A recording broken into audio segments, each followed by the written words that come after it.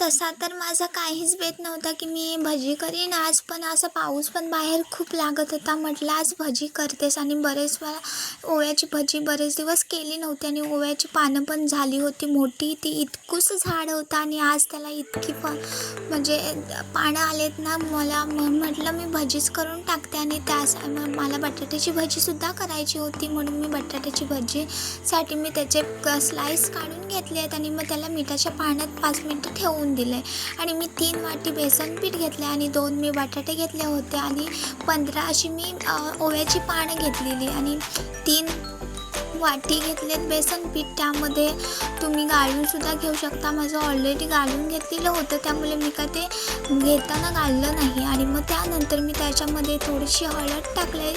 तुमच्या अंदाजानुसार तुम्ही बेसन पीठ घ्याल तसं टाकू शकता. त्यानंतर मी मीठ टाकलं आहे आणि ओवा टाकला आहे आणि असं त्याचं थिकसं बॅटर करून घ्या. अगदी पातळ देखील नको आणि अगदीच घट्टसुद्धा नको. आणि मग मी त्याच्यात गरम मसाला टाकला. गरम मसाला जर तुम्हाला लागलाच तरच टाका, कारण का प्रत्येक जणांना आवडत नाही गरम मसाला. तुम्ही याच्यामध्ये आलं लसणाची पेस्ट पण टाकू शकता, पण मला ती नको पाहिजे होती म्हणून मी नाही टाकली. आणि मग मी त्याला असं मी तळताना व्हिडिओ काढला नाही, कारण का बरेचदा मला चटके लागले, त्यामुळे मला भीती वाटते एका हातात मोबाईल धरून व्हिडिओ काढणं. पण मी असं तळताना केला आहे, पण त्याच्यात काढताना असं मला भीती वाटते, त्यामुळे व्हिडिओ नाही केला मी. तर अशी भजी होते. तुम्ही पावसाळ्यात नाही नक्की करून बघा. आणि तुम्ही याच्याऐवजी तुमच्याकडे असलेल्या पालकची पण भजी बनवू शकता.